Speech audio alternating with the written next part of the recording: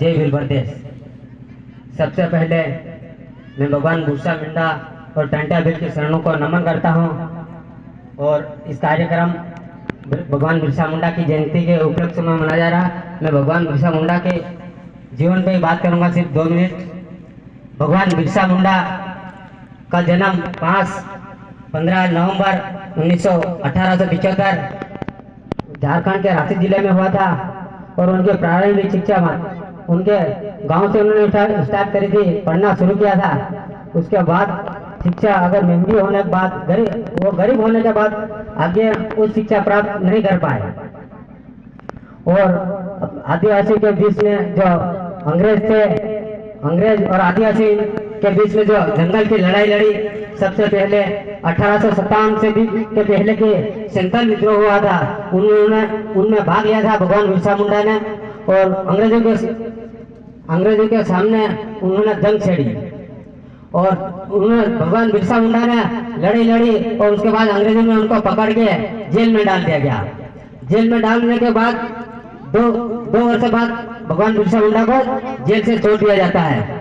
उसके बाद वो आके फिर से उन्मूलन कर देते हैं भगवान बिरसा मुंडा आदिवासी के साथ मिलके।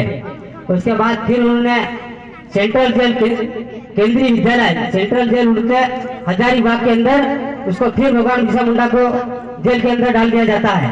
उसके बाद फिर आदिवासी उन्होंने समझा होगा कि जेल में भगवान बिरसा मुंडा को डालने के बाद कोई आंदोलन नहीं करेगा। उसके बाद भगवान बिरसा मुंडा को जेल के अंदर ही हजारीबाग सेंट्रल जेल थी केंद्रीय जेल, उसके अंदर उसको शीर्षक का टीका बोलते हैं, उसको जहर का इंजेक्शन दिया गया।